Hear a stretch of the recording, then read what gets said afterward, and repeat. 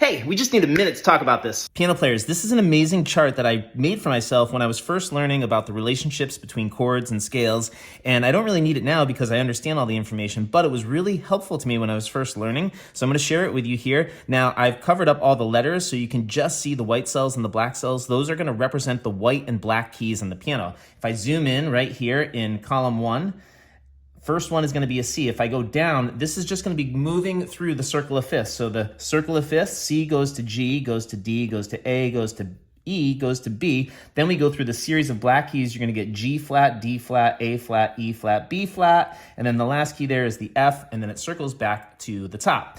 Now that's what happens if you see it down going that way, but if you look at it kind of going over, we'll start with the key of G. If we take and we go across here, we can see that we have one black cell, and that is because the key of G has one black key. It's the 7th degree of that scale. That's our F sharp. So if I go through here and I reveal that, we're gonna see, oh, we got F sharp, and it's also got the chord function, that it's a diminished chord.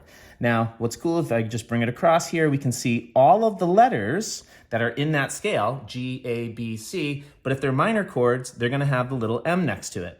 So the 5 chords major, 6 chords minor, 7 chords diminished, and then you're back to your 1 chord.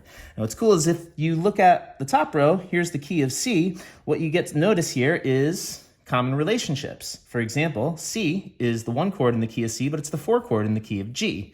And you could look at something like A minor is the 2 chord in the key of G, and it's the 6 chord in the key of C. And all of a sudden, you start to notice that, hey, there's a lot of similar relationships. They both have an E minor chord. These are very closely related keys. That's what a closely related key means in the circle of fifths. If they're close by, they're gonna have a lot in common.